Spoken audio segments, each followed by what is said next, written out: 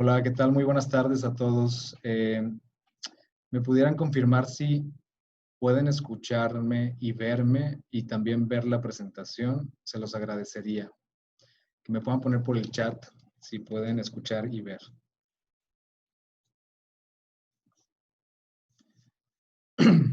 Y para no retrasar esto, vamos a dar comienzo. Muy buenas tardes a todos, clientes, asociados y exportadores. Para nosotros es un gusto estar compartiendo con ustedes conocimiento práctico en comercio exterior que les ayude en su día a día, recordándoles que lo importante no es el que ustedes empiecen a absorber este conocimiento, sino lo importante es que lo pongan en práctica. Esto no hay que olvidarlo, ¿no? Especialmente en lo que van haciendo el día a día en sus empresas, ¿no? O en la industria. Pues bien, siendo esto así, damos comienzo a este webinar de actualización en comercio exterior. El día de hoy vamos a hablarles principalmente de lo que fueron los cambios en las reglas generales de comercio exterior 2020 y también de la ley de la LIGI, ¿no? De la famosa LIGI o TIGI, en su sexta enmienda. En este sentido, tenemos la siguiente agenda, donde tendremos una pequeña introducción. Posteriormente hablaremos de la LIGI y nos concentraremos en las reglas generales de comercio exterior. Honestamente, la LIGI la hablaremos los cambios muy particulares y más importantes, ¿no? Llegaremos a una conclusión para finalizar con preguntas por parte de ustedes. Si tuvieran preguntas en el Inter, eh, pudieran irlas exponiendo en el recuadro de Q&A que aparece en la parte inferior o superior de su pantalla dentro del Zoom. Por aquí me están comentando que se escucha bien, pero la imagen de video no se visualiza, únicamente la presentación. No sé si pueden ver el video. No sé si me logran escuchar ahí bien. Hola, hola. ¿Sí?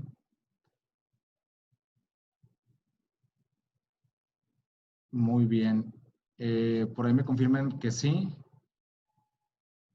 Ok, perfecto. Vamos a continuar. De todas formas, esta presentación se está grabando, la vamos a compartir por ahí en nuestro canal de YouTube para que la tengan como referencia, así como el video. ¿De acuerdo? Pues bueno, sin más preámbulos, vamos a dar comienzo a la presentación.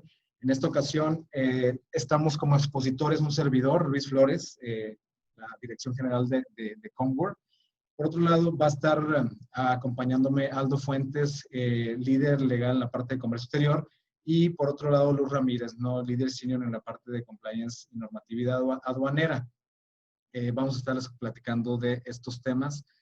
Voy a comenzar por mi parte dándoles una pequeña introducción y hablándoles de la LIGI, ¿de acuerdo? Pues bien, en este sentido, comenzamos este webinar con esta pequeña interrogante en el que, ¿qué piensan ustedes? ¿Es un detrimento para la economía toda la serie de cambios que están existiendo en regulaciones fiscales, legales y de comercio? ¿Ustedes qué opinan? Pues bueno, adicional a la pandemia y las presiones económicas derivadas de esta, y aunado a todos estos cambios en materia fiscal, legal y de comercio, como por ejemplo la reciente remoción de los beneficios a empresas certificadas en IVA, o por ejemplo hace unos días que ahorita hay una total controversia en el tema del pago de derechos, no por el tema de ser empresa certificada, eh, el quitar las compensaciones universales, ¿no? En tema fiscal, y la militarización de las aduanas, etcétera, ¿no? Todo este tema, pues bueno, causa cierta consternación, ¿no? A todos los empresarios y contribuyentes en México. Pues pareciera ser como que el gobierno quisiera llevarnos a la muerte, ¿no? A las empresas grandes, medianas y pequeñas. ¿Ustedes qué opinan? Pues bien, Vamos a comenzar con este tema y al final ahí daremos algunas conclusiones respecto a esta perspectiva. Vamos a dar comienzo con el tema de la LIGI, hablando de la sexta enmienda, algunos antecedentes y cambios importantes, ¿no?, a esta. Pues bien, en este sentido, algunos aspectos importantes en el sistema armonizado es el del que a este se sujetan todas aquellas mercancías susceptibles de comercio, ¿sí? O bien transportables en un ámbito internacional. Es decir, cualquier tipo de mercancía que nosotros comercialicemos hacia el interior o el exterior del país, pues bueno, pueden ser sometidas al sistema armonizado, ¿no?, que nos da la clasificación arancelaria o la asignación de un código no arancelario. En este sentido, aquellos que no pasan de estos criterios que acabamos de comentar, pues no son clasificables, perdón, se me fue la palabra, clasificables y por ende, pues no nos interesa, ¿no?, para el tema de clasificación arancelaria. En general, pues bueno, aspectos importantes del sistema armonizado, traemos por ahí que este nos ayuda en el entendimiento del intercambio comercial y de información internacional. Es decir, es un lenguaje universal entre los diversos países para las mercancías que se están intercambiando unos a otros, ¿no? Estos utilizan una codificación numérica para identificar a las mercancías y en ese sentido darle más facilidad de entendimiento en cada uno de los países. Esta nos ayuda a establecer las restricciones y regulaciones no arancelarias que posteriormente se tienen para la entrada al país, ¿de acuerdo? Y sirven para la información estadística del comercio exterior. También nos ayudan por ahí al establecimiento de políticas comerciales, también el establecimiento de reglas de origen, y muy importante es que estas sirven como base para los procesos de importación y exportación. Esto es de lo más relevante hablando del sistema armonizado, y se preguntarán qué es el sistema armonizado. Pues bien, aquí traemos un poco de definiciones o terminología básica. En este sentido, les hablo de la LIGI. Pues bueno, ¿qué es la LIGI, no? La LIGI, pues es la contracción de lo que significa Ley de Impuestos Generales de la Importación y Exportación. Traemos el tema de la fracción arancelaria. La fracción arancelaria, por ahí podríamos decir que es una forma universal de identificar nuestro producto y que con ella se identifican el arancel, ¿sí? Es decir, cuánto impuesto se paga cuando se ingresa la mercancía al país o cuando sale de esta, ¿no? ¿Qué restricciones tiene también? Y todo esto es a través del código, un código numérico, ¿de acuerdo? En este sentido, traemos lo que es la clasificación arancelaria y la merciología. Hay mucha relación en estas. Pues esto de la clasificación es el proceso mediante el cual se da la determinación de cuál es el código o la fracción arancelaria que llevará mi mercancía, sea esta insumo o producto terminado. Y la merciología es el conocimiento profundo del uso, de la composición y la función del producto, ¿sí? Cómo se presenta, cómo se transforma para darle la correcta clasificación. Inclusive en el tema se hacen estudios realmente exhaustivos, ¿no? En laboratorio, etcétera, para llevar a cabo esta clasificación, ¿no? Que no exista alguna discrepancia. Y que no sea un tema de criterio subjetivo, no por parte de una persona, sino que sea ya un tema de estudio más específico particular. Esto se hace a través de la aplicación sistemática y estricta de reglas y notas, ¿no? Por otro lado, tenemos ahora sí lo que viene a ser el sistema armonizado. El sistema armonizado se creó como un mecanismo adecuado y aceptado, ¿no?, de cierta manera a nivel global, para poder identificar y clasificar y regular las mercancías objeto del comercio, ¿sí? Dado que se ha incrementado en el intercambio de mercancías a nivel global. Pues bien, en ese sentido, para poder entender lo que en continuación vamos a revisar, estas terminologías nos van a ayudar a entender un poquito mejor lo que sigue por ver. Pues bien, aquí podemos ver un tanto la evolución o la cronología que se ha tenido entre los países miembros o entre los estados miembros ahorita inscritos a lo que es la OMA o el GATT. a los acuerdos, ¿no? En este sentido, el GATT representaba el Acuerdo General sobre Aranceles Aduaneros y Comerciales, y como podemos ver ahí, del 47-48, se creó para el establecimiento de reglas y fijar la supresión de formas de proteccionismo, aranceles, etcétera, en todo lo que tenga que ver con el comercio internacional. Estos empezaron en el 48, la creación del Organismo Internacional Aduanero para examen de temas aduaneros, posteriormente crear el Consejo de Cooperación Aduanera en Bruselas, y pues bueno, su evolución hasta ahora la creación de la OMA, ¿no? O la OMC, la conocida OMC, por ahí del año 96, ¿de acuerdo? En ese sentido, perdón, del año 94. En ese sentido, la OMA se crea para tener un espectro más amplio en temas de bienes y servicios, derechos de propiedad intelectual, y aunque se había diseñado originalmente para acuerdos multilaterales, pues bueno, se amplió ese espectro, ¿no? Algo que podemos destacar aquí en esta cronología es que en el año 86 México se integra o se adhiere al GATT, lo cual es cuando se empieza a dar la apertura comercial de México, ¿no? A un mercado ya más globalizado. A continuación, tenemos lo que viene a representar la fracción arancelaria, es decir, su composición.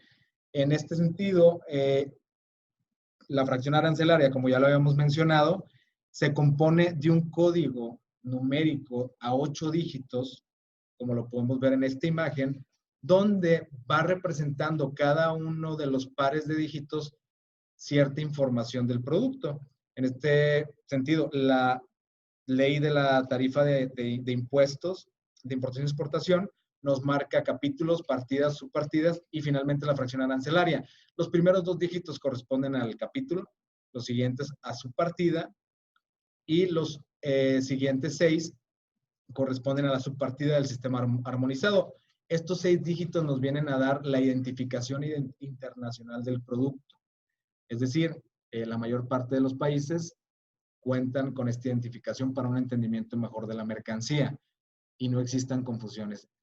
Los últimos 2 dígitos representan la fracción arancelaria y que viene a tropicalizar, ¿no?, la identificación aquí en nacional de la mercancía y que precisamente es lo que nos viene a determinar el arancel, el impuesto que nosotros tenemos que pagar al importar o exportar las mercancías.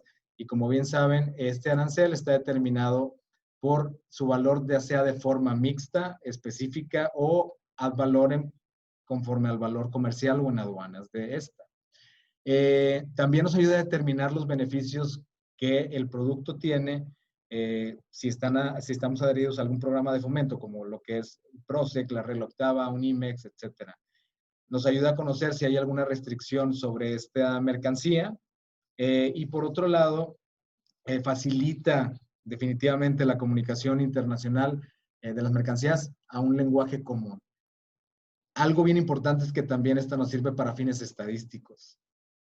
Pues bien, ahora, hablando un poquito en notas aclaratorias, la clasificación arancelaria, ¿quién la puede hacer? Conforme a la ley aduanera, la puede hacer el SAT y comúnmente la hace el agente aduanal. Sin embargo, siempre hay que tratar de corroborar nosotros que la fracción esté correctamente clasificada, porque una incorrecta clasificación arancelaria conllevaría a multas, sanciones y pago de impuestos omitidos, o bien como el embargo parcial o total del embarque, ¿no? Adicional de otro tipo de consecuencias penales. Continuando en este sentido, podemos ver que con estos cambios o estas reformas, ¿no?, a la ley actual de la LIGI se da por las enmiendas, ¿no? La enmienda son los cambios al sistema armonizado, ¿sí?, en el sentido de llevar a cabo actualizaciones al conjunto de mercancías que se encuentran en la TIGI. En ese sentido, esta se realiza cada 5 años, ¿sí? Forzosamente cada 5 años se ve actualizada. Esta es detonada por la Organización Mundial de Aduanas y su finalidad es la de incorporar o disminuir las mercancías, ya sea de nueva creación, porque hay productos novedosos, o bien porque hay mercancías que se dejaron de utilizar, ¿no? Algo importante a notar en este recuadro de enmiendas es que a últimas fechas o a últimas enmiendas a este sistema armonizado, México siempre se establece una fecha de entrada en vigor a nivel internacional, como lo pueden ver en la tablita. Sin embargo, México ha venido adoptando esta integración de nuevas enmiendas de forma retrasada, ¿no? Inclusive podemos ver que la última, que es la sexta, ¿sí? Debió haber entrado en vigor el 2017 y se ha venido arrastrando hasta el 2020. Algo importante señalar también es que se ha reformado la TIGI, una fue en el 2012, desde el 2007 se reformó para el 2012, para la entrada en vigor de la quinta enmienda, y ahora se volvió a renovar para la entrada en vigor de la sexta enmienda. Tenemos ahora la actualización al 2020. Bueno, la siguiente, si se dan cuenta, está para el 2019, ya se dio, y en teoría su programación a la entrada es en 2022. Como pueden ustedes ver, pues prácticamente estamos muy cortos de tiempo porque esta va a entrar en vigor, esta nueva enmienda de la sexta va a entrar en vigor el 28 de diciembre y pues prácticamente ya estamos a la vuelta de la esquina del 2022. Muy bien. En este sentido, pues bueno, podemos ver cuáles son los puntos relevantes por los que se da, ¿no?, esta enmienda. En primer sentido, tenemos que se da la inclusión de artículos pesqueros, cerámicos, de silvicultura, madereros, químicos, tales como plaguicidas, sustancias peligrosas, precursores, equipos de detección antimalaria y avances tecnológicos. Productos que no estaban considerados se están integrando a esta nueva enmienda, ¿no? El otro punto es para facilitar la toma de decisiones en la inteligencia comercial a nivel global. Otro se da con la intención de la reducción de costos de operación en materia de comercio exterior. Elevar la rastreabilidad para efectos dañinos ambientales. También se eliminan fracciones obsoletas que ya no se utilizaban o que ya no tenían flujo comercial. En este caso, por ejemplo, cassettes, telefax, máquinas de escribir, que la realidad de las cosas que ya no estaban siendo utilizadas. Y por otro lado, compactar fracciones arancelarias que tuvieran misma unidad de medida y un arancel igual. En este sentido, podemos decir que esta enmienda tuvo 108 cambios en su texto de partidas y subpartidas, tuvo 68 eliminación de partidas y subpartidas y 266 creación de partidas y subpartidas nuevas. Es decir, el ATIGE actual tiene alrededor de 12.578 fracciones y quedaron alrededor de 7.000, es decir, una reducción de un 40, un 50%. ¿De acuerdo?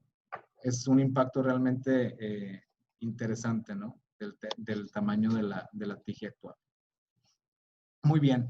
Pues bueno, podemos mencionar finalmente los cambios relevantes a la reforma de esta LIGI, ¿no? Y se detallan de la siguiente forma, haciendo énfasis en dos principales, ¿no? La compactación de algunas fracciones y la entrada del término NICO o NIC. En este sentido, ¿cuáles fueron los puntos relevantes de la enmienda? Con esta reforma se está implementando la sexta enmienda. Se da la reducción de alrededor de 4.000 fracciones arancelarias. Se compactan, es el significado. Por otro lado, se implementa un quinto par de dígitos, a lo cual le llaman este NIC, que viene a conformar un total de 10 dígitos para la fracción arancelaria en algunos casos. No se modifican aranceles como tal, se mantienen. No impacta tampoco las restricciones o regulaciones no arancelarias y tampoco impacta las fracciones del capítulo 98 ni las prohibidas. ¿Qué es el NIC? El NIC es el número de identificación comercial que se crea para los fines de identificación comercial y que vienen a dar mayor detalle a la información estadística. Aquí, información proporcionada por la Secretaría, yo creo que explica perfectamente bien qué son las NICOs.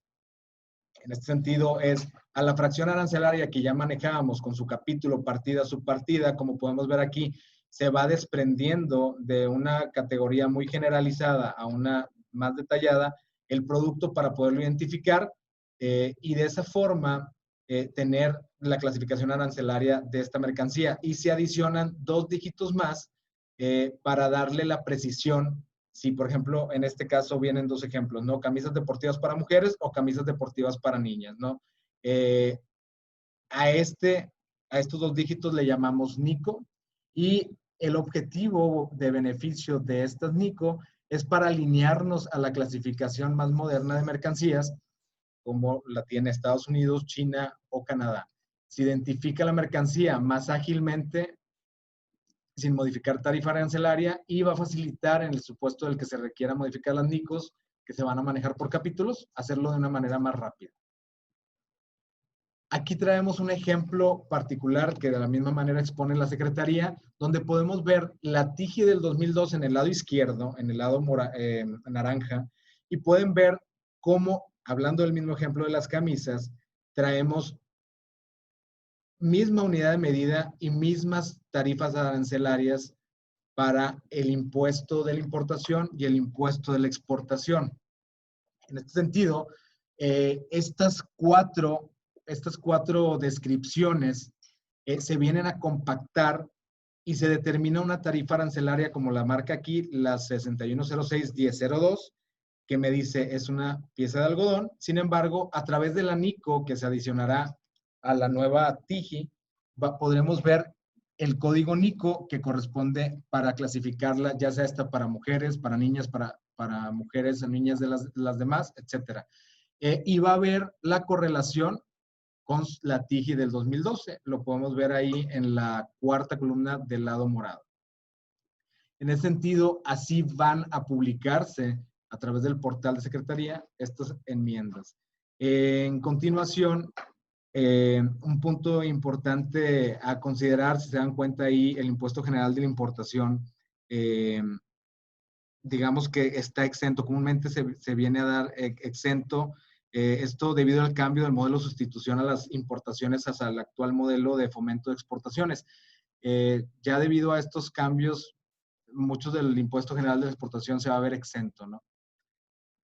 Ok, finalmente compartirles, la Secretaría de Economía publicó un cronograma de trabajo en el sentido de, conforme se vaya avanzando en la entrada en vigor de esta nueva enmienda, de esta nueva sexta enmienda, ir trabajando sobre desarrollar las NICOs y las notas nacionales que nos van a ayudar a precisar de mejor manera la clasificación arancelaria de las mercancías. Adicional a esto, el compartir la correlación de los decretos y pues bueno, finalizando todo este cronograma de trabajo, se va a entrar en vigor el 28 de diciembre de este año esta sexta enmienda.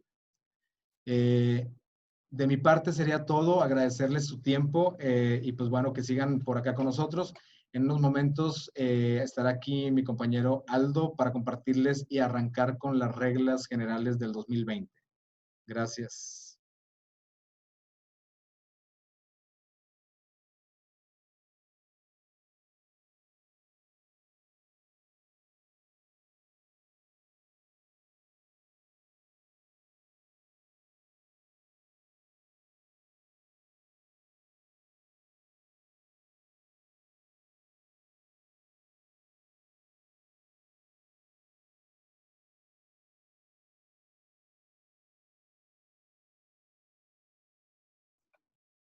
¿Qué tal todos? Buenas tardes. Habla Aldo Fuentes. Me toca a mí revisar con ustedes el tema de los capítulos ajenos al capítulo séptimo, que habla sobre la certificación de IVA y IEPS para las empresas IMEX y bueno, y demás cambios que se realizaron en la primera resolución de modificaciones publicada este 24 de julio.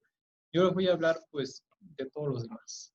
Todos los demás en el sentido de explicarles un poquito de las transferencias, cómo se va a modificar para la mercancía transferida entre IMEX y IMEX, lo que es la sustitución del agente aduanal, el tema de consultas y otros. Y bueno, sin más, vamos a ver los cambios que hubo en este sentido.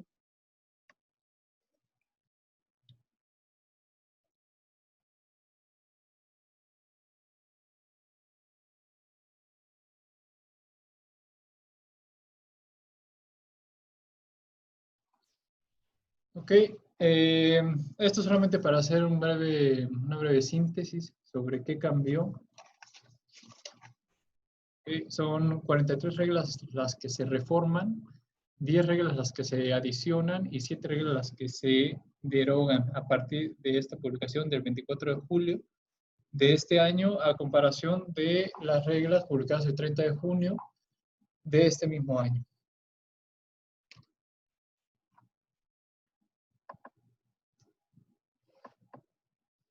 Ok, empezamos con la regla 1.1.9, que es la consulta de información y solicitud de copias certificadas de pedimentos. Esta regla, para bien explicarla de mejor manera, la he dividido en dos aspectos. Primero, por cuanto que se enuncia y se delimita los individuos los cuales podrán realizar las consultas sobre pedimentos, importaciones o operaciones de comercio exterior.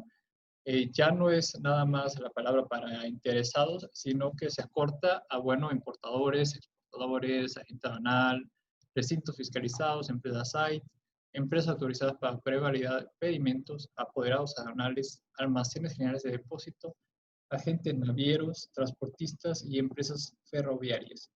Esto, por cuanto a la diferencia que se tenía, me pareció importante, puedes ir delimitando cuáles son los nuevos individuos que podrán hacer ese tipo de consultas. Y en un segundo aspecto, habla en cuanto a la solicitud, bueno, en caso de que, digamos, un contribuyente o, bueno, el importador quiera, alguno de estos individuos, solicitar información sobre sus operaciones de comercio exterior, bueno, se habilita ahí lo que es la generación de un usuario y una contraseña que se verá a cabo a través del formato de solicitud de matriz de seguridad para entrega de información de comercio exterior, el F4. Y bueno, a partir, ese requerimiento se hace a partir de que tenga una vez el formato F5, que es el solicitud de usuario y contraseña para ingresar al sistema de operación integrada aduanera, el SOIA. Solamente ahí como un agregado se pone además el cambio que se hizo sobre el título del anexo primero de las reglas generales de comercio exterior, que cambia de formatos y modelos de comercio exterior a únicamente, bueno, anteriormente eran formatos de comercio exterior. Partes aquí importantes que mencionar. Si bien es cierto, sí se puede conseguir cierta información únicamente con el pedimento, el número de pedimento, esta sí está muy delimitada. La idea o el afán de conseguir un usuario y contraseña es que puedas consultarlo independientemente de si tienes o no el número de pedimento, que creo que se fue el camino. ¿Me estoy viendo? Ah, ok. Sí, lo puedes consultar ahora por periodo. Entonces, tienes esa ventaja de que no necesariamente necesitas el número de pedimento. Únicamente ingresas usuario y contraseña y podrías tú consultar tus operaciones de comercio exterior. También se distingue, por ejemplo, el Data Stage, el cual te da los reportes de las operaciones en el mes siguiente, de todas las operaciones que se realizaron. Pues en este caso no tendrías que tú esperar a que acabe el mes, que usualmente se da entre el día 5 al 10º del siguiente mes, para que te dé pues todas las operaciones realizadas.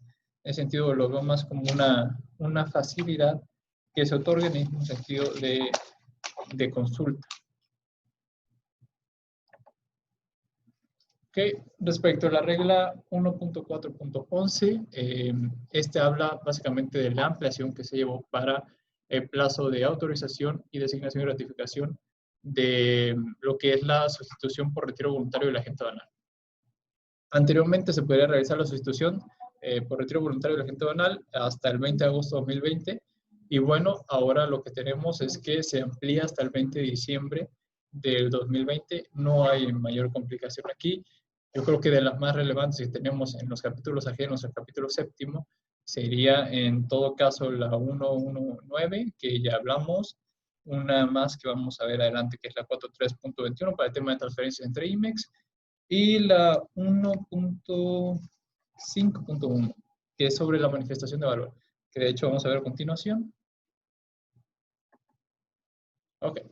La regla 1.5.1, la manifestación de valor. Bueno, como bien saben, el artículo 59 de la ley aduanera, en su fracción tercera, plantea la obligación, y esto se junta junto con el 81 del reglamento de la ley aduanera, para establecer la obligación de manifestar por parte del importador a los agentes aduanales o agencia aduanal la manifestación de valor. El 81 te hablará de los documentos que se deben de anexar o que acompañan a esa manifestación. Y bueno, lo que hacía antes esta regla es que básicamente ponía una excepción a esa regla o esa obligación que se tenía para empresas certificadas, como lo era operador económico autorizado, socio comercial certificado y, bueno, IVA, IMEX en su modalidad SIVA, mejor dicho, modalidades IVA y IEPS, SIVA, para presentar esta obligación. Así que en ese sentido, lo que pasó ahorita el 24 de julio es que se elimina la excepción para las modalidades IVA y IEPS, la certificación IVA e IEPS, y queda únicamente la excepción vigente aún para operador económico autorizado y socio comercial certificado. En ese sentido, pues, se tendrá que presentar ahora la manifestación de valor por parte del importador. Y, ¿qué más? En otras palabras, las empresas que cuenten con una certificación IVA y IEPS ya están sujetas a transmitir la manifestación de valor a la autoridad y a entregar en documento digital la manifestación al agente o agencia aduanal, que es lo que ya habíamos estado comentando. Ahora ya se vuelve una manifestación de valor, un e-document o un documento digital, como muchos otros que ya existen, que debe ser elaborado y subido a ventanilla única antes, por supuesto, de que se haga la operación aduanera. Se entrega el documento digital al agente aduanal, formato PDF, que debe ser validado, es decir, que ya se subió a BUSEM. Si volvió así es porque venimos lo más preparados que podamos y en ese sentido tengo yo mis notas y demás, pero lo más que yo pueda decirles de memoria se los digo. Bueno, debe de recordarse, y en esta parte sí voy a tener que remitir un poquito a mis notas, que la manifestación de valor es una manifestación juramentada en donde se refleja de manera verídica y cierta el valor de las mercancías, así como todos aquellos gastos generados por la importación que afecten el valor de aduana de las mercancías, fundamentado en la fracción tercera del artículo 59, que ya habíamos hablado, de la ley aduanera, y 89 de su reglamento, respecto a los documentos que se deben de presentar. Sin más, continuamos. Ok, regla 2.4.2. Dentro de los cambios significativos, yo tengo mis favoritos que son los tres que ya les había dicho, 119, 151 y 4321. Sin embargo, también hay otros que cambiaron y los mencionamos también aquí brevemente.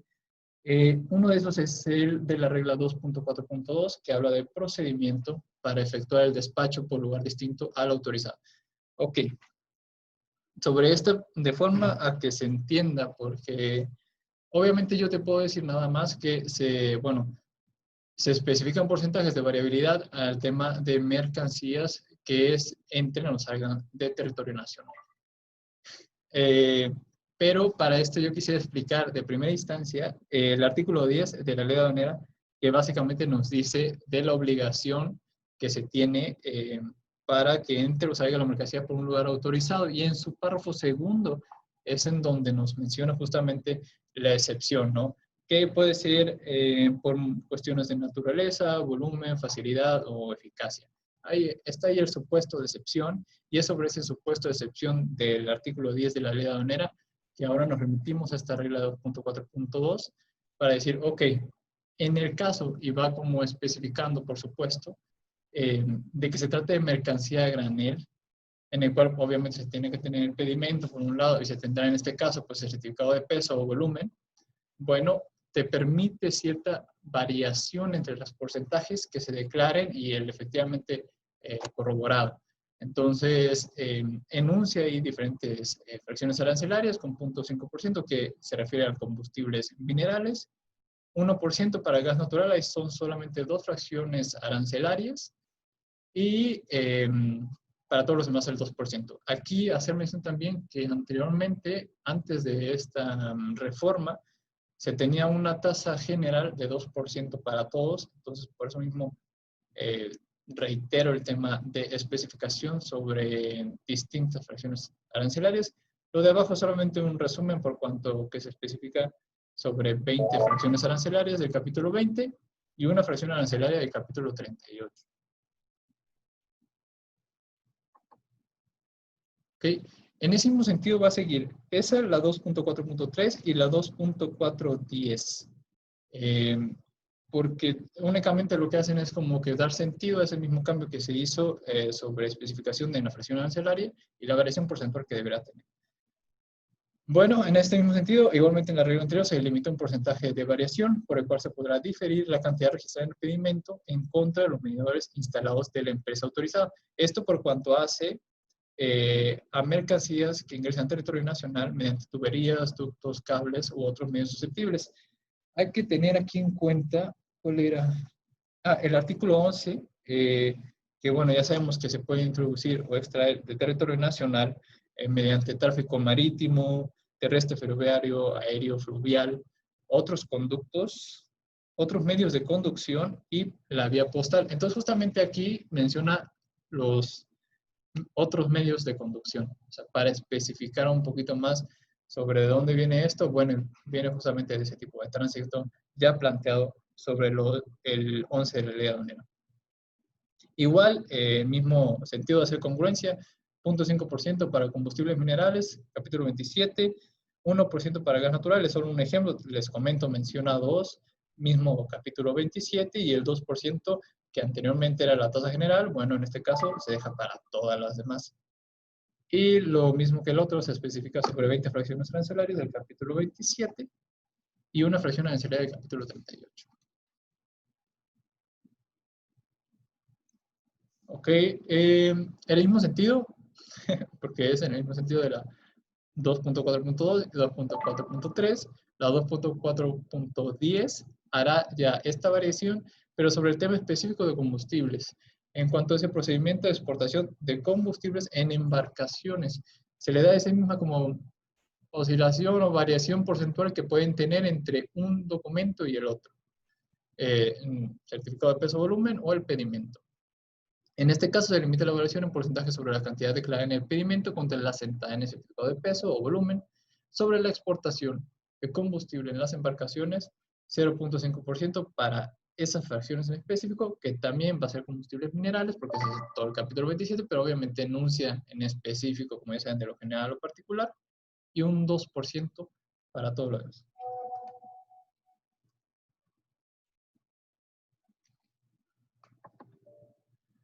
Ok, este es otro de los, bueno, de mis favoritos en el sentido de que creo que son los que más hacen cambiar a las reglas. Obviamente capítulo 7, mi compañera Luz les va a hablar bastante de eso, en cuanto que cambió bastante. Beneficios de SIVA se fueron, pero bueno, ella ahí les dará detalles.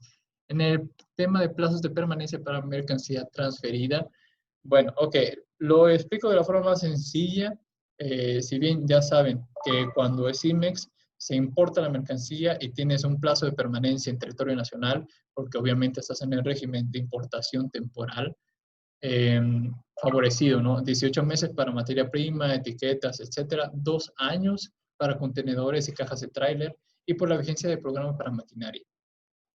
Esto en cuanto al 108 de la aduanera, las IMEX pueden transferirse mercancía entre una y otra, esto en base a los derechos que se contemplan en el 105 y 112, en cuanto, bueno, se les da la opción de transferirse y el derecho que tienen como tal de la ley aduanera.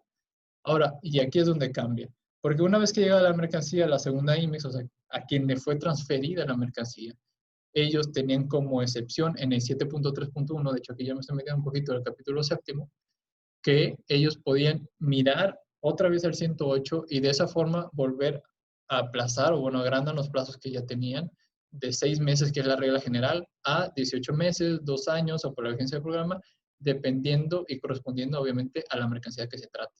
Entonces, en este caso, cuando se elimina pues todo el apartado C, lo que viene a hacer es que te quedas entonces con los plazos generales que son de 6 meses.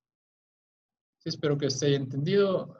La flechita viene solamente a explicar el tema de internación de mercancía, cómo se transfiere, y bueno, los opuestos de las flechas grises son solamente para el retorno de mercancía. Posterior a estos 6 meses ahora, ¿qué van a tener que hacer? Retornar al extranjero o bien importar definitivamente, ya pagando lo que se tenga que pagar. Ok, continuamos con la regla 5.1.1, ya pasaron las 3 favoritas. En cuanto habla el derecho de trámite de dinero y casos en los que no se está obligado a su pago.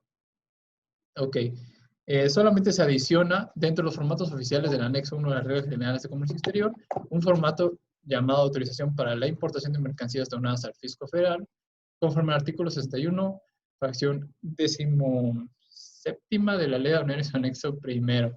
¿De qué nos habla el artículo 61? Nos habla justamente de esas mercancías susceptibles para la atención en materia de alimentación, vestidos, salud, vivienda, educación y protección civil que son autorizadas para ser donadas al fisco federal, con la intención de que sean destinadas a la federación, entidad federativa, municipios, demarcaciones territoriales de la Ciudad de México o personas morales eh, con fines no lucrativos. Ya voy a decir sin fines lucrativos, pero es con fines no lucrativos.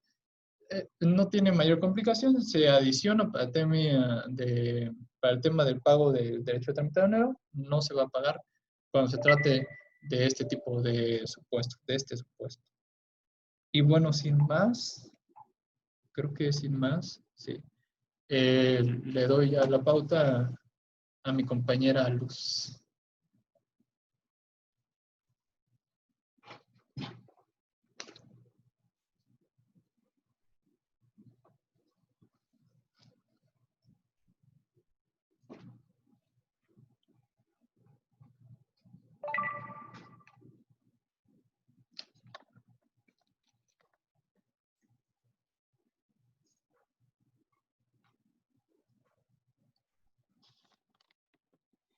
Hola, buenas tardes. Pues bueno, espero que todos se encuentren muy bien. A mí me tocó el capítulo 7, hablarles de este cambio que digo ahorita está muy fuerte o es el más sonado ahora con esta nueva publicación de las reglas del 2020, la primera resolución. Para comenzar a explicarles, vamos a ver un poquito de antecedente. Aquí, pues bueno, el registro de esquemas de certificación, ¿cómo fue que surgió este esquema de certificaciones de las empresas IVA-IEPS? Pues bueno, a partir del 2014, el SAT adiciona los artículos 28 y 15A, respectivamente, de la ley de IVA y del IEPS. Aunado a esto, la autoridad se da a la tarea de establecer un nuevo esquema de certificación para empresas exportadoras en 3 modalidades, que es la A, AA y AAA.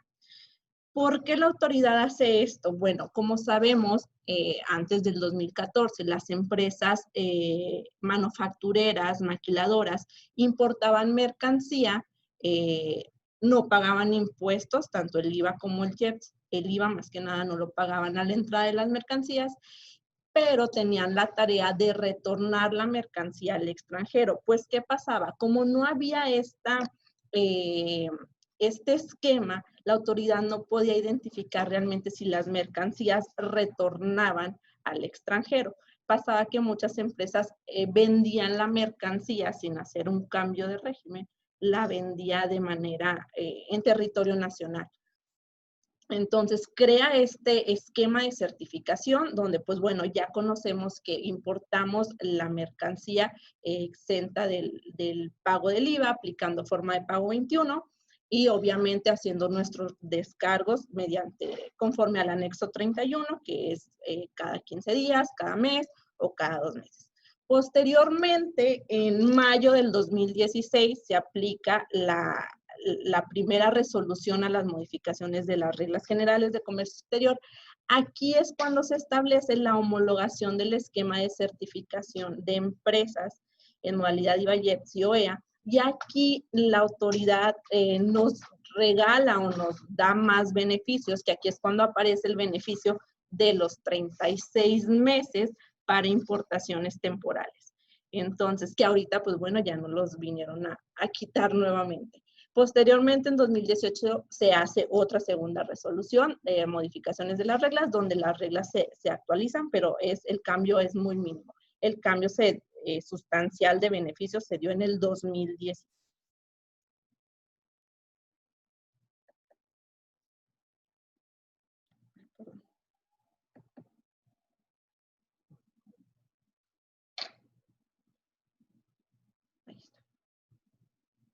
Ok, bueno, aquí les muestro en esta diapositiva los principales cambios del esquema de certificación.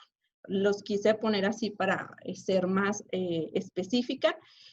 Beneficios, bueno, nos quitaron un beneficio que yo creo que es uno de los más importantes, que es la devolución del saldo a favor de mi IVA de manera expedita. O sea, ¿qué quiere decir?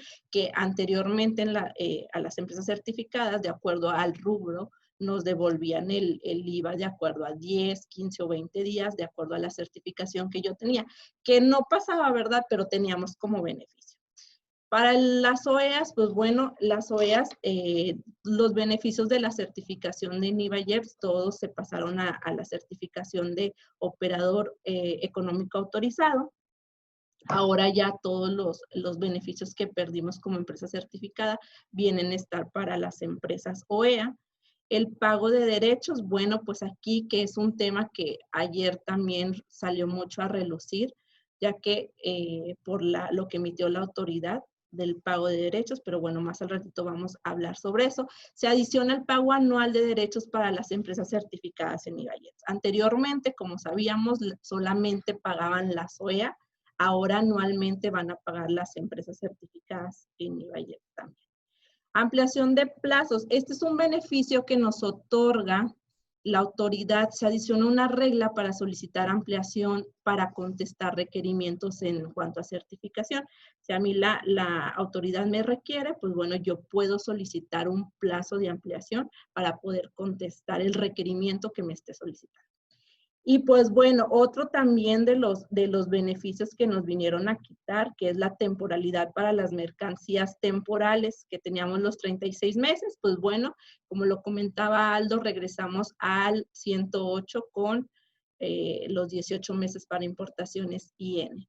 Y otro cambio que hubo para las empresas AAA, que es el esquema del V5, se elimina la posibilidad de realizar ventas nacionales por medio de empresas maquiladoras. Las transferencias V5 se eliminan, pero el beneficio queda para la soya. Igual si tienen alguna pregunta para que la vayan haciendo y vemos si la vamos contestando, si no, pues ya revisamos algo. Ok, bueno, ahora ya vamos a pasar más específico a cada regla. Aquí nada más en cada regla les puse los cambios y traté de seleccionar las reglas que tienen mayor impacto. Bueno, empezamos con la regla 7.1, que son los requisitos generales para la obtención del registro de esquema de certificación de empresa. Aquí se modificó la fracción 7, en donde nos hace un cambio al medio de contacto. Anteriormente decía correo electrónico, ahora lo hace y lo puntualiza medio de contacto, tener medio de contacto actualizado para recibir alguna notificación a efectos en buzón tributario. Y también se adiciona la fracción 18, que pues bueno, nos dice haber realizado el pago de derecho a que se refiere el artículo 40. Aquí nos habla que, pues bueno, anteriormente, como les decía, las OEA nada más hacían este pago de derechos. Ahora nos adicionaron esta fracción 18 a esta regla, donde nos dice que ya todas las empresas del esquema de certificación, IVA, IEPS, OEA van a pagar este derecho.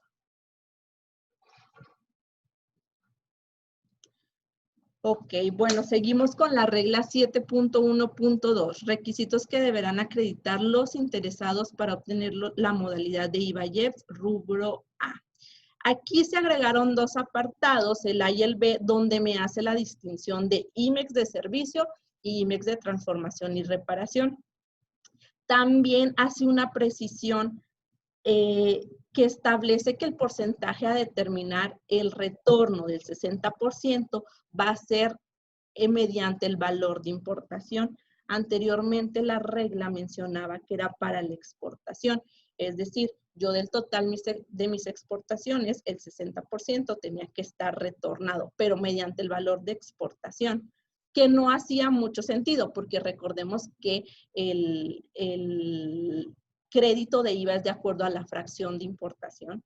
Entonces, ahora sí hace la precisión. De lo que yo importe, en un año el 60% tiene que estar retornado. O al siguiente año tiene que estar retornado el 60%.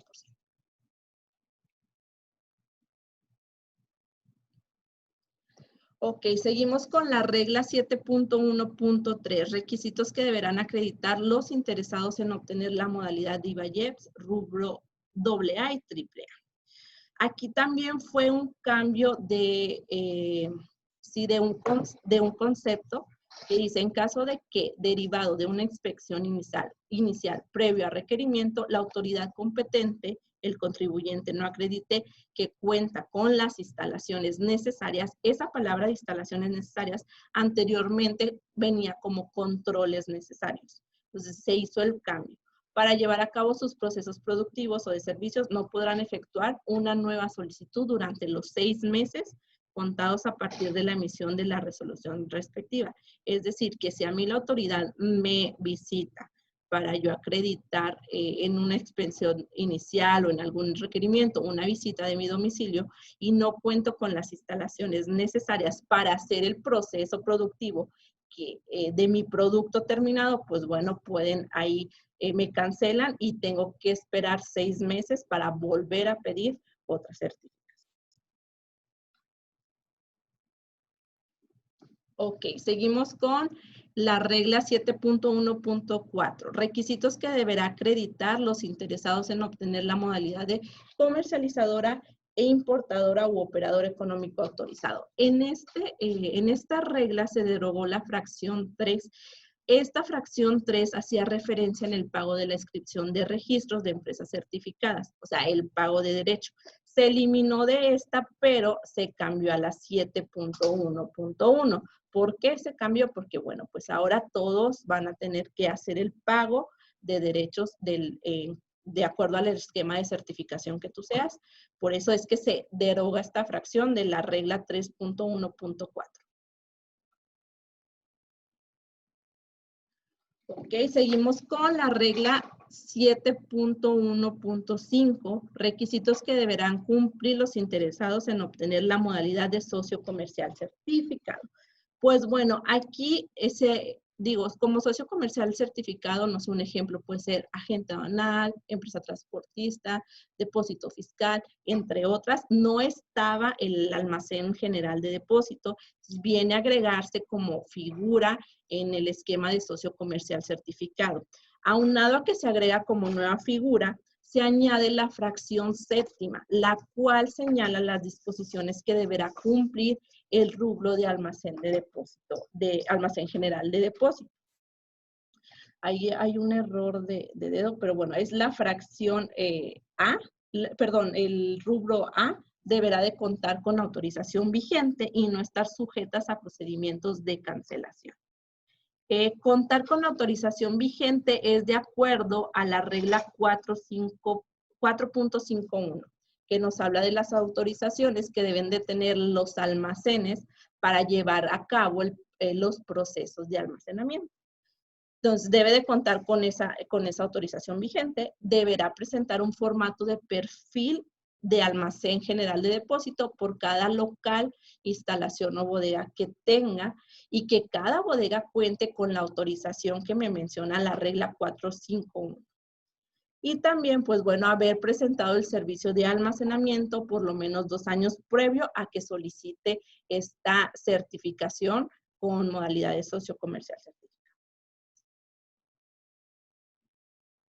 Ok, seguimos con la regla 7.1.6, plazos para la emisión de resolución de registro en el esquema de certificación de empresas y vigencia del registro. Ok, bueno, pues aquí en este cambio, la autoridad para darme una resolución positiva o negativa de la solicitud del esquema de certificación tiene un plazo no mayor a 60 días para notificarme.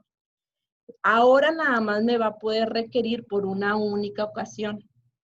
Si yo no me requiere por una única ocasión, le doy mis requisitos, pero si yo no cumplo con los 4 supuestos que vienen ahí abajo, que se los enumeré, me va a negar de manera directa mi registro de esquema. Es decir, si yo no cuento con, o tengo suspendido el IMEX, cancelado el PROSEC, Al momento de que yo metí mi renovación, no tenía cancelado el email del proceso, pero en el proceso me lo cancelan, inmediatamente me va a emitir, una negativa directa. No es como anteriormente, que a muchas empresas, bueno, me suspendían el proceso y pues como quiera mi proceso de certificación seguía, mi registro seguía, no, ahora no. Detecta la autoridad que está suspendido, cancelado o en proceso de cancelación de IMEXI Proce, automáticamente te van a negar el esquema o el registro de esquema de certificación. No contar con autorizaciones vigentes de un régimen aduanero específico si la empresa no cuenta con permiso o autorización de la Secretaría de Comunicaciones y Transportes para operar el servicio de transportación. La 3 se refiere a las empresas que son OEA o que quieren aplicar OEA como transportistas. Tienes que tener los permisos a los que se refiere este apartado, que son permisos de la Secretaría de Comunicaciones y Transportes. El cuarto, si la empresa OEA CECID no cuenta con dictamen favorable de alguna asociación o cámara o confederación. ¿Qué quiere decir la 4? Bueno, una empresa OEA CECID son estas empresas enormes que están certificadas por la autoridad aduanera, que son automotrices, del sector electrónico, y que, bueno, estas empresas están certificadas por la autoridad aduanera y les permite a la autoridad hacer auditorías de manera electrónica, ya que tienen acceso a su sistema electrónico de inventarios de importaciones temporales. Entonces, hacen ahí tienen más apertura con la autoridad. Pero, pues bueno, estas empresas tienen que tener un dictamen. Si yo quiero ser OEA, sí, tengo que tener un dictamen que me dé una asociación o cámara, que puede ser, no sé, un INDEX, un COMCE, que me den ese dictamen donde yo cuento con los requisitos para ser OEA. Si yo no cuento con ese dictamen, pues obviamente la autoridad me va a cancelar o me va a, negar de manera directa mi registro de empresa OEA CECID.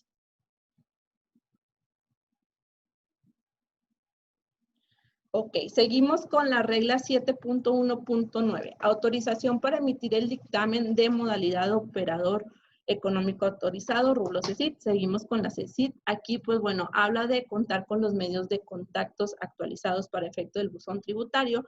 O sea que las asociaciones civiles que a mí me verifiquen deberán de contar con los medios de contactos actualizados para efectos de buzón tributario de 1 a 5 correos y algún número telefónico.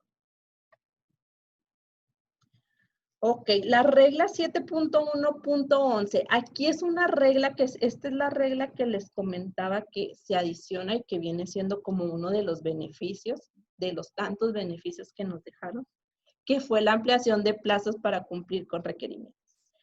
Cuando la autoridad competente formule un requerimiento relacionado con la certificación de empresas, a mí me requieren, yo tenía 15 días para poder, 15 días hábiles para poder responderle a la autoridad.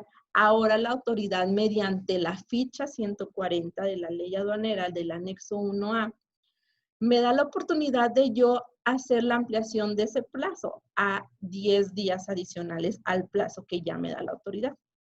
Esto, pues bueno, viene siendo un beneficio ahí de tener 15 días, pues bueno, podemos ampliarlo a 10 días para contestar los requerimientos que me haga la autoridad.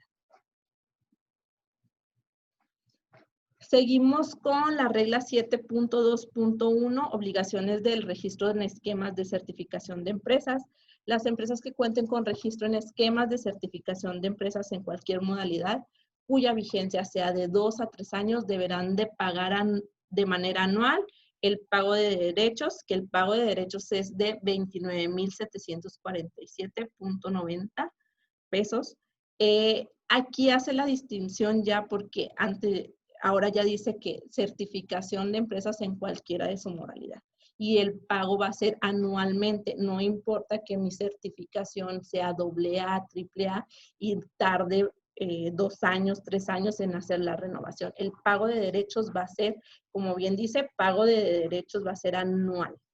Asimismo, derivado de la eliminación de la facilidad de homologar, porque anteriormente tú podrías homologar OEA con IVA y EPS, se deroga la fracción séptima del tercer párrafo de esta regla, porque ahora el pago de derechos se va a realizar de manera anual y por certificación que tú tengas. Anteriormente, si eras OEA, bueno, anteriormente las IVAs no pagaban, ¿verdad?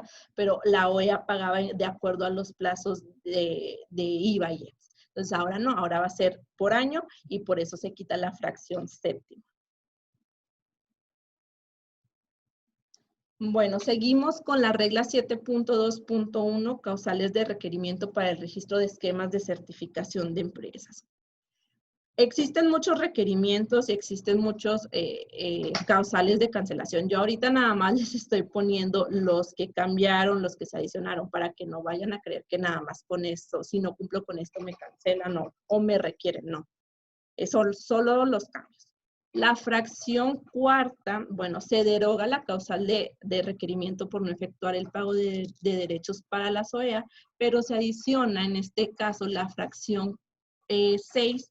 Ahora dicha causal de requerimiento es para todas las empresas certificadas. El pago de derechos anteriormente, pues si no lo pagabas, era causal de requerimiento, pero para OEAs, ahora es causal de requerimiento para todos los tipos de esquema integral de certificación. El tercer párrafo de dicha regla se deroga y pues bueno, se eliminó el beneficio para las empresas IVA del rubro AA, AAA, en caso de no desvirtuar o subsanar inconsistencias con los requisitos de dichos rubros, pero pudieran cumplir con otro más bajo. Pues anteriormente, miren, para este caso, tú eras AA, no sé, y no cumplías con los trabajadores que te pedían, registrados anteriores. Entonces la autoridad detectaba eso y decía, ¿sabes qué? Te voy a bajar al rubro A. O AAA, no cumplías con algún requisito y te bajaba de modalidad. Ahora no. Ahora la autoridad te va a notificar y te va a cancelar tu certificación. No te va a bajar de rubro. Si eres AAA y no cumples con alguno de los requisitos permanentes, entonces te cancelo y pues tienes que volver a requerir la certificación de IVA. Entonces, esto se deroga. Cuarto párrafo también que se derogó, se establecía la facilidad de renovar la OEA con vigencia de 2 a 3 años en un plazo de 5 días en caso de bajar el rubro.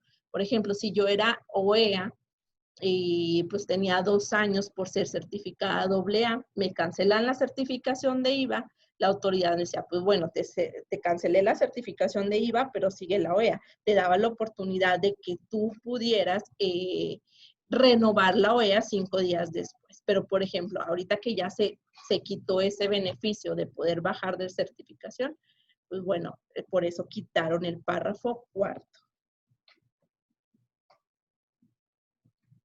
Seguimos con la regla 723, renovaciones para el registro de esquema de certificación de empresas. El cuarto párrafo, aquí no se establece, las empresas que soliciten la renovación de registro de esquema de certificación, aquí hace el cambio también nada más en cualquiera de su modalidad, deberá haber realizado el pago de derechos correspondiente al artículo 40. Seguimos aquí con el pago de derechos, nada más que anteriormente hacía referencia nada más a la OEA. Se derogó el párrafo 8, que, pues bueno, se eliminó la facilidad de renovar simultáneamente ambas, los que son SIVA y OEA, que podían renovar simultáneamente, se elimina.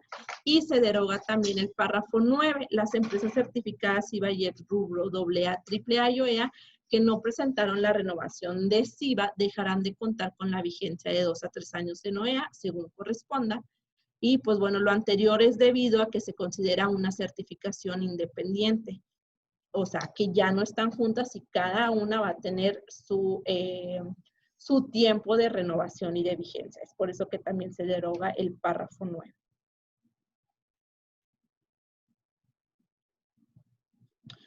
Ok, uno de los cambios también es de la regla 724, causales de cancelación y suspensión de registro de esquemas de certificación de empresas en modalidad IVA-YEP y socio certificado. Se reforma la fracción 8 del apartado A. Esto es muy importante porque anteriormente, si yo era empresa certificada, yo hacía mi ampliación con la GASE para importar mercancía sensible importaba mercancía, no sé, supongamos que yo como empresa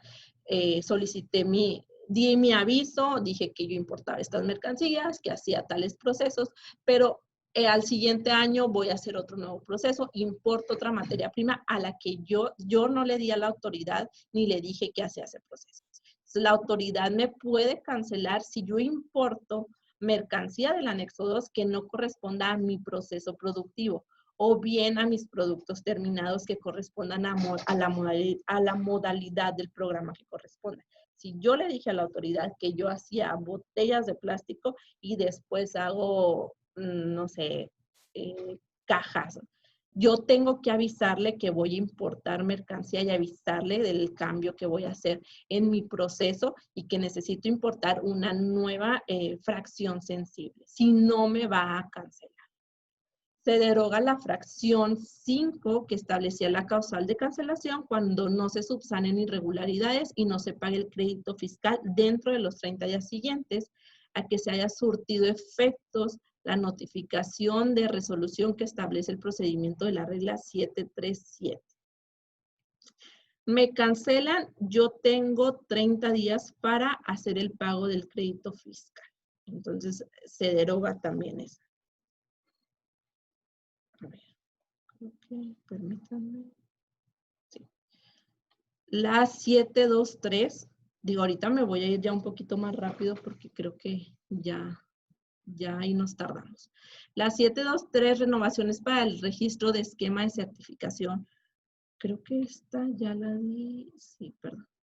Ok, seguimos con la regla 724.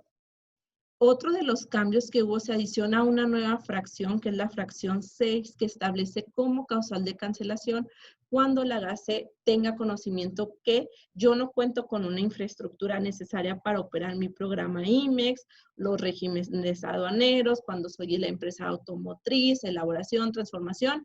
En pocas palabras, yo no cuento con la infraestructura necesaria para hacer el procedimiento que dije que tenía, que hacía. Entonces, en una visita, la autoridad puede revisar y, pues bueno, no cumplir yo es causal de cancelación. Incumple con el proceso productivo, prestación de servicios conforme al régimen que yo tengo y no tiene la revisión del territorio, no tengo la inversión en territorio nacional declarada ante la GACE. Recordemos que para pedir la certificación nos pide la inversión en territorio nacional. Si yo no cuento con alguna de estas tres, es causal de cancelación. Hay más, digo, estas son las que se adicionan. Se derogó el párrafo 5 que establecía la facilidad para aquellas empresas que cuenten simultáneamente con CIVA, rubros AA, AAA y OEA, en cualquiera de sus rubros y les sea cancelado el registro del IVA-IEPS, se le va a otorgar 3 meses, se le otorgaba más bien 3 meses a partir de que notificaba su cancelación para que solicite la renovación bajo el OEA. Esto es pues debido a que pues ahora las certificaciones son independientes, ¿verdad? Entonces se deroga este capítulo, este párrafo por el hecho de que pues cada esquema ya es diferente, ya no están simultáneamente adheridos el AA, AAA con el OEA. Ok, seguimos con el cambio de la 727, destino de las mercancías importadas de empresas con certificación en modalidad IVA-IEPS, expirado, cancelado. Aquí se derogó el cuarto párrafo que me decía, de la presente regla se establecía que si no se realizaban los reportes de descargo. Esto pasa mucho en las empresas, porque nunca nos percatamos o se percatan de que nos faltan reportes de descargo por transmitir. Anteriormente, si a mí me cancelaban, yo tenía 60 días naturales contados a partir de que se me expiró, me cancelaron, para solicitarle a la DACE un permiso para poder yo subir mis reportes de anexo 31 que no reporté en su momento. Ahora se elimina, se deroga ese cuarto párrafo, por lo cual viene o da a entender que si a mí me cancelan al momento de la cancelación y yo no sé, del año pasado a mi cancelación, yo no transmití reportes de descargo, no los voy a poder transmitir y no voy a descargar ese crédito que tengo pendiente, por lo cual me van a obligar a pagar los impuestos de esa materia prima que no descargué en su momento.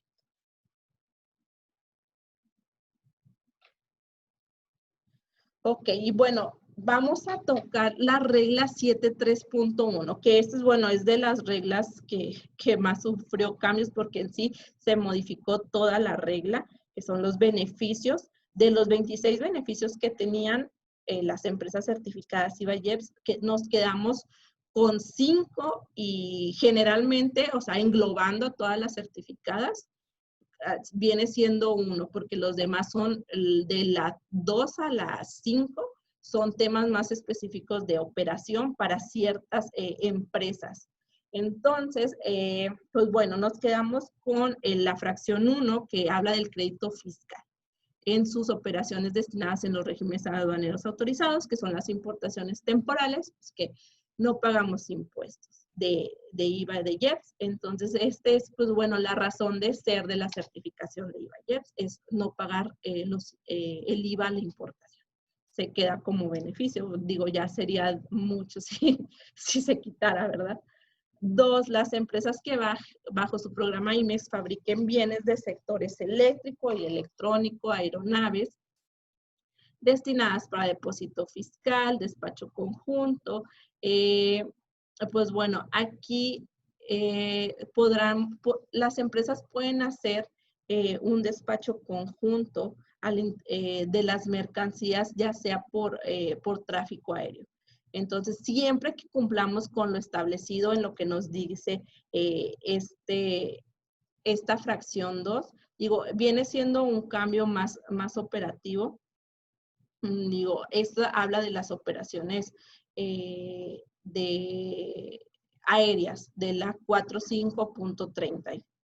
Entonces, digo, no viene siendo un cambio, digo, que beneficia a todas las empresas. El cambio de la 3, las empresas con IMEX en modalidad de servicios podrán hacer un cambio de régimen temporal a definitivo de partes o componentes temporales que hubieran transferido de una empresa de autopartes para su enajenación. Si yo soy empresa IMEX de servicios y a mí una empresa de autopartes me transfiere mercancía por medio de un virtual, yo, empresa de servicios, puedo hacer el cambio de régimen.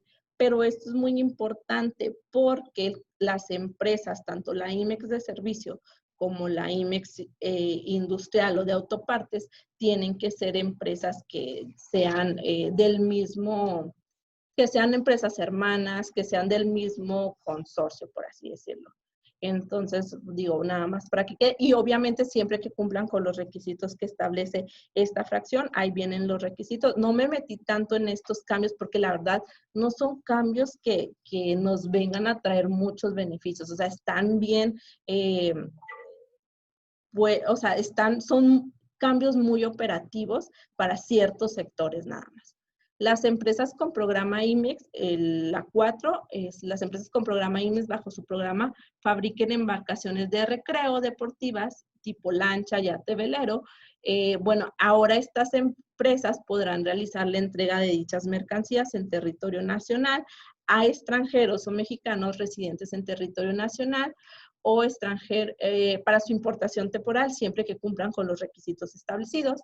Y el 5, las empresas de la industria de autopartes podrán registrar en sus sistemas de control de inventario las mercancías que enajenaron a las empresas de la industria automotriz con la información contenida en los comprobantes fiscales que amparen la venta, siempre que el pedimento de importación temporal previamente promovido la empresa de la industria de autopartes haya efectuado el pago del IGI. Aquí hablamos de las constancias de transferencias. Entonces, bueno, pues ahí sigue el beneficio. Yo transfiero mediante constancia de transferencias y la empresa, obviamente, que recibe va a tener que efectuar el pago del IGI. Pero bueno, es un beneficio la constancia de transferencias.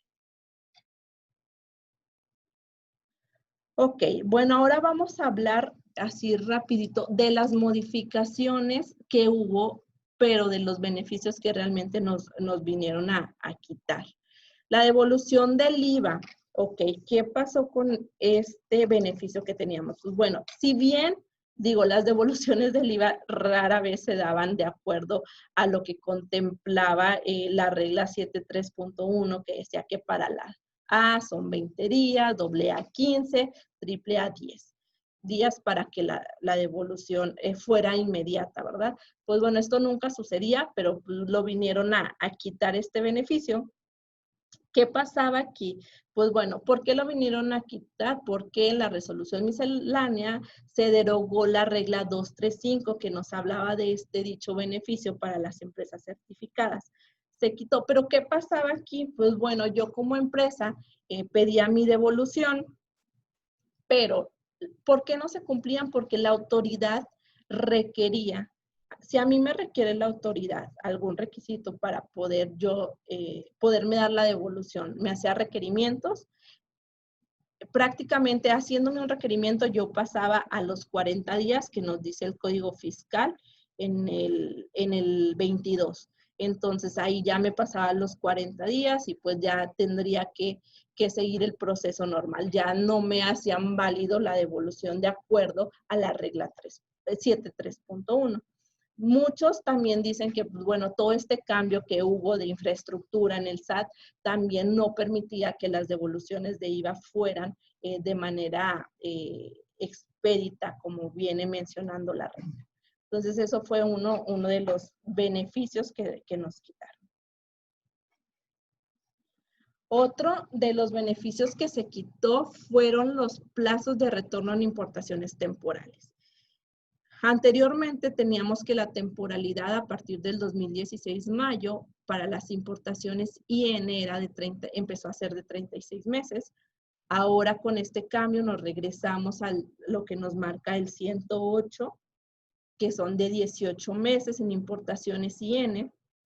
Obviamente las empresas OEA siguen con la permanencia de los 36 meses en importaciones temporales. ¿Y cuándo entra en vigor? Bueno, entra en vigor al momento que nosotros realicemos una solicitud o que nos vayamos a renovar. Ahora bien, ¿qué hay que hacer? ¿Qué se les recomienda a todas esas empresas que se vayan a renovar?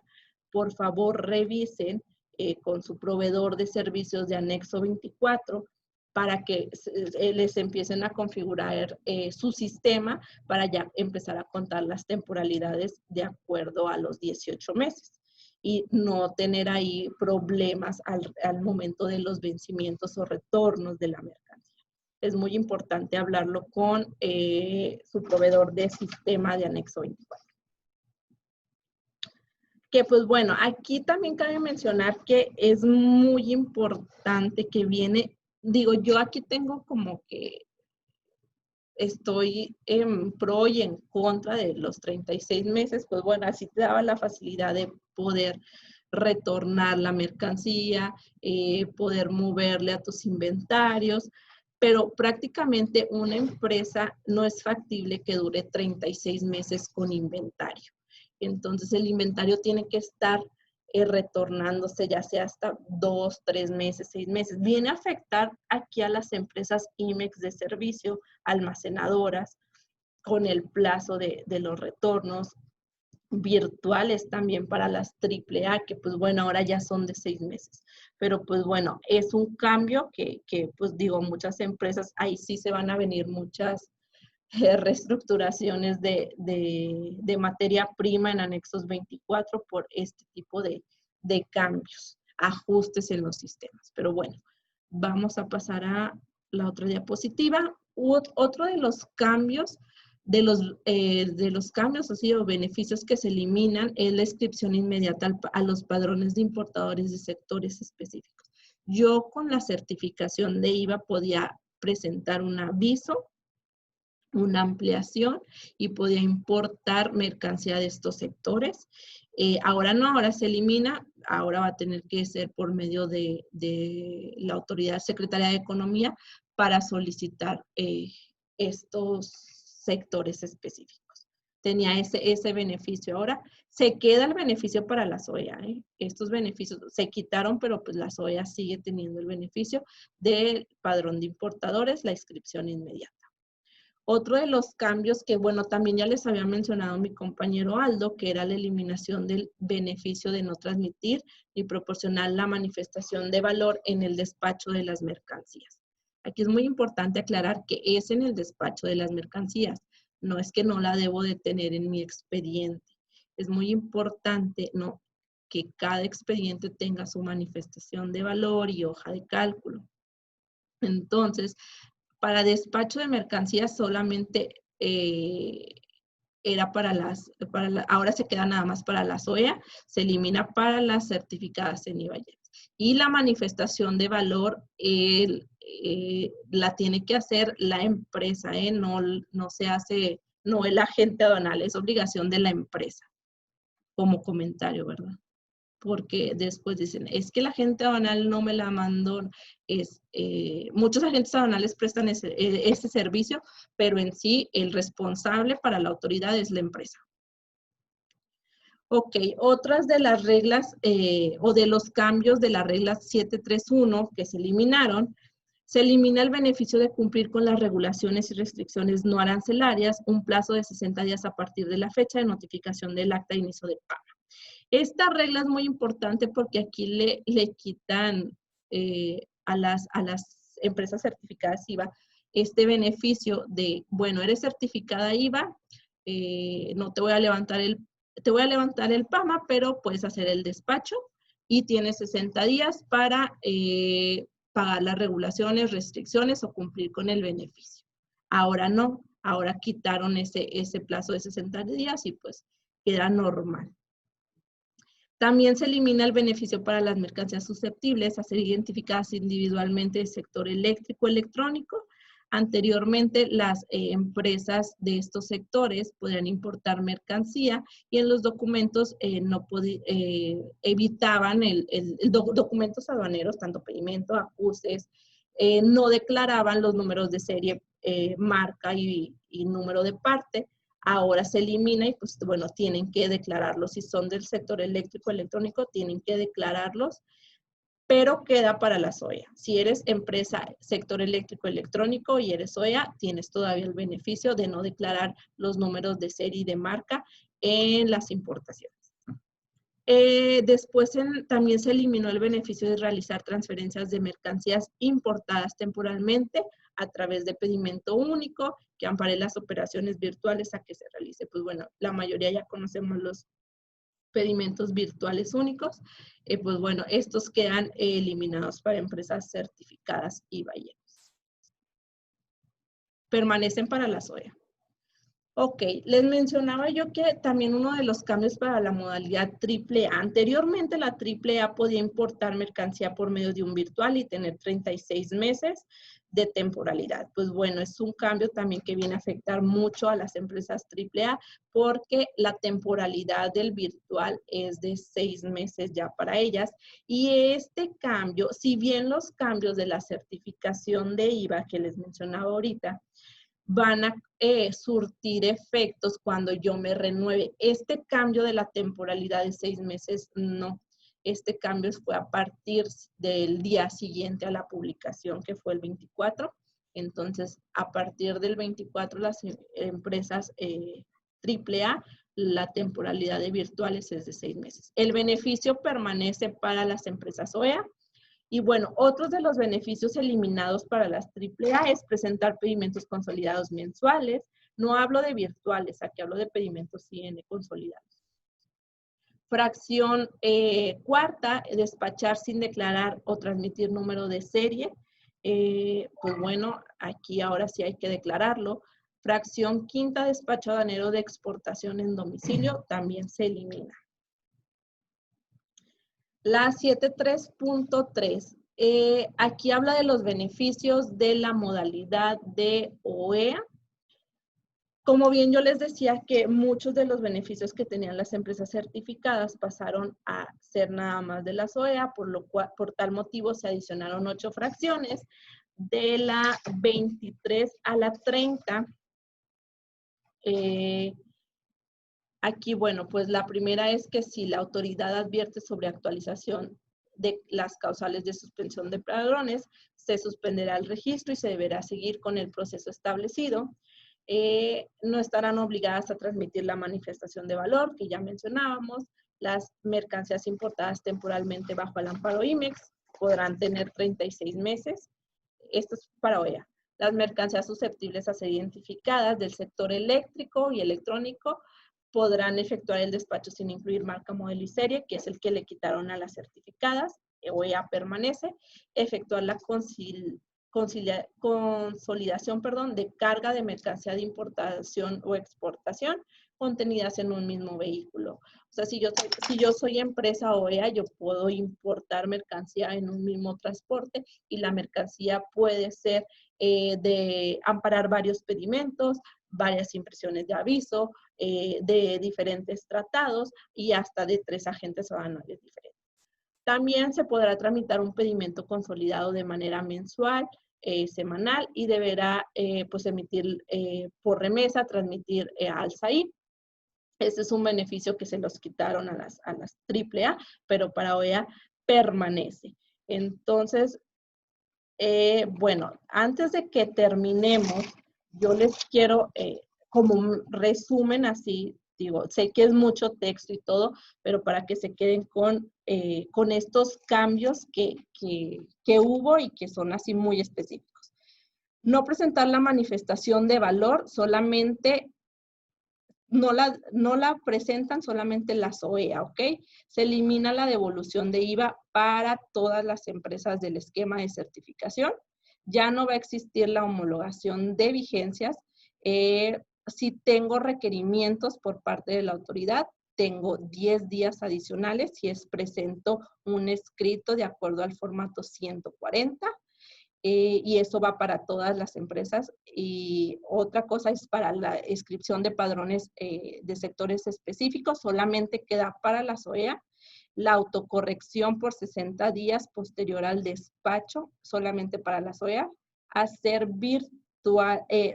hacer V5 solamente queda para las OEA.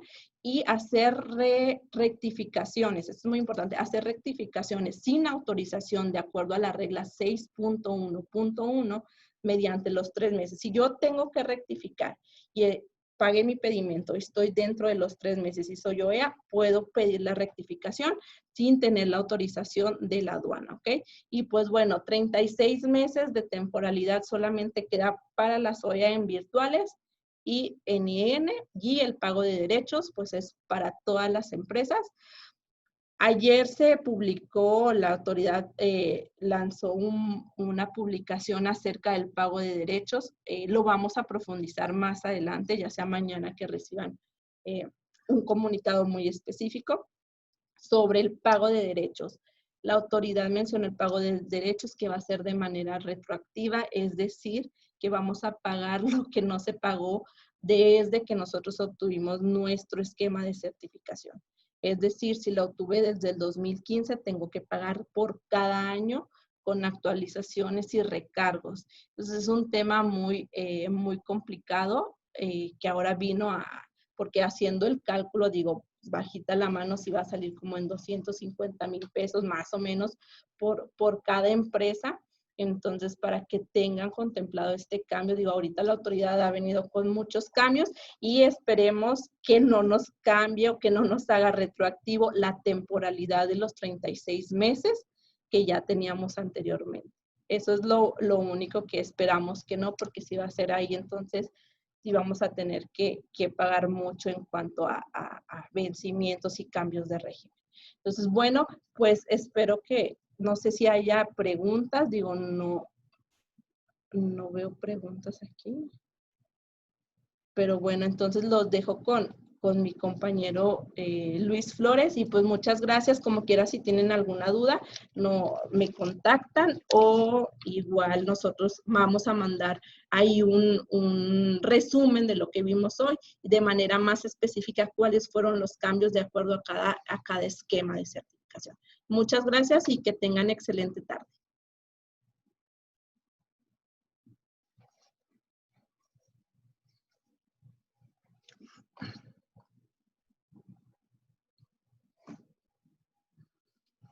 Hola de nuevo. Pues meramente aquí hacer una breve conclusión, ¿no? Quisiéramos creer que se pretende lograr una apertura comercial global, segura, honesta y equilibrada, en la que todos seamos ganadores, ¿no? Al final de todos estos cambios, esto es lo que quisiéramos creer. Y pues bueno, en recomendaciones, como ya algunas por ahí las proporcionó Luz, yo creo que es importante, como nosotros los líderes de cambio en nuestras compañías, el que verifiquemos el cumplimiento de los vencimientos en el anexo 24, el que evaluemos el programar el pago de derechos, que aunque ahorita los abogados por ahí dicen que es anticonstitucional, que no es justo, que se haga retroactivo, yo creo que es importante en que se empiece a evaluar, ¿no? Si se va a llevar a cabo alguna acción ahí legal para evitar este pago, ¿no? Que yo creo que la mayoría está en contra.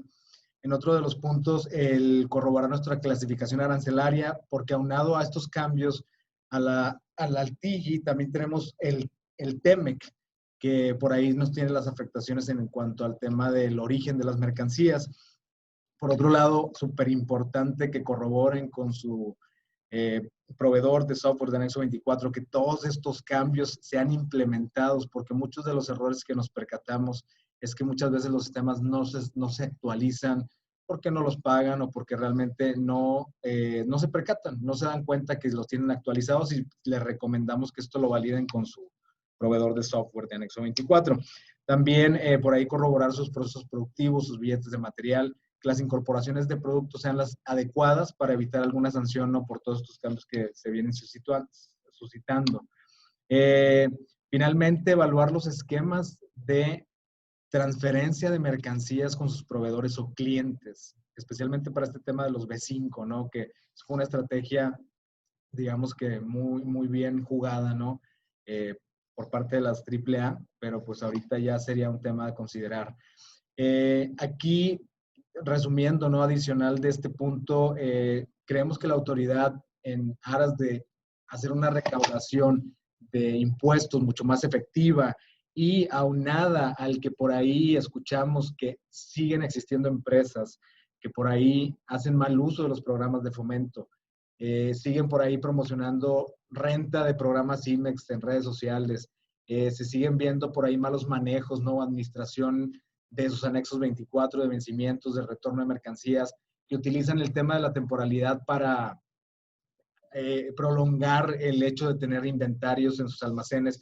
Todo esto yo creo que está llevando o encauzando a que por unos cuantos la llevemos todos y que la autoridad esté apretando o cerrando un poquito las puertas o tratando de mejorar los controles para convertirnos en empresas realmente con un cumplimiento real, ¿no? Y esto no solamente por parte del SAT, sino también por Secretaría de Economía.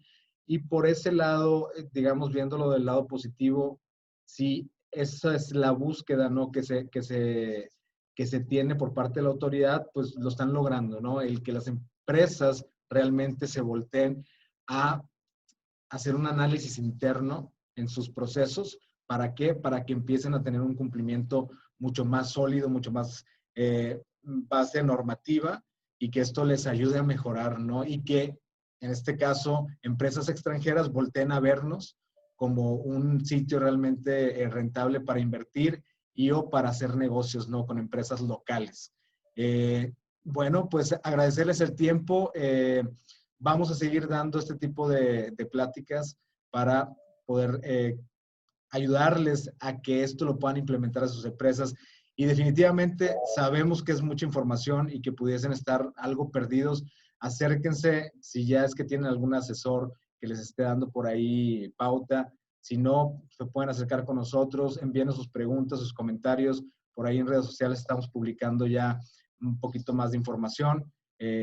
Por ahí únanse, ¿no?, a nuestras redes sociales para que podamos ayudarles y juntos logremos un cumplimiento aduanero mucho más efectivo. Les agradecemos el tiempo nuevamente y pues bueno, les repito, este webinar lo vamos a subir a la red social. Digamos que es un compendio. Más adelante la intención es que se haga una plática completa sobre esto. Y pues bueno, les agradecemos el tiempo y pues que tengan una muy buena tarde. Saludos, hasta luego.